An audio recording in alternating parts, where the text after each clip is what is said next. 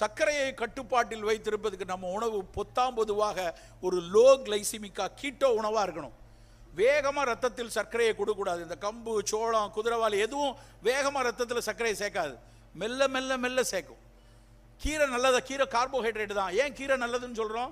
அந்த கீரையினுடைய குளுக்கோஸ் சத்து மெல்ல மெல்ல மெல்ல மட்டும்தான் ரத்தத்தில் சேரும், வேகமாக சேராது.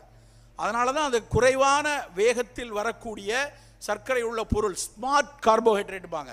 அப்படியான உணவுகளை நாம் எடுத்துக்கொள்ளணும். 6 சுவைகள் உள்ள உணவு இருக்கான்னு பார்க்கணும். சின்ன குழந்தைகளுக்கு இனிப்பு ரொம்ப முக்கியம். குழந்தைகளாக இருக்கா அவங்களுக்கு நல்ல கரும்பு வெல்லம் கொடுங்க, நல்ல பனங்கருப்பட்டி கொடுங்க, தேன் கொடுங்க, அந்த இனிப்புகள் இருக்கட்டும். சார் அதெல்லாம் சாப்பிட்றதில்ல சார், என் பிள்ளை ஒன்லி சில்க் சாக்லேட் தான் சாப்பிடும். தயவு செய்து அதில் போய் சிக்காதீங்க.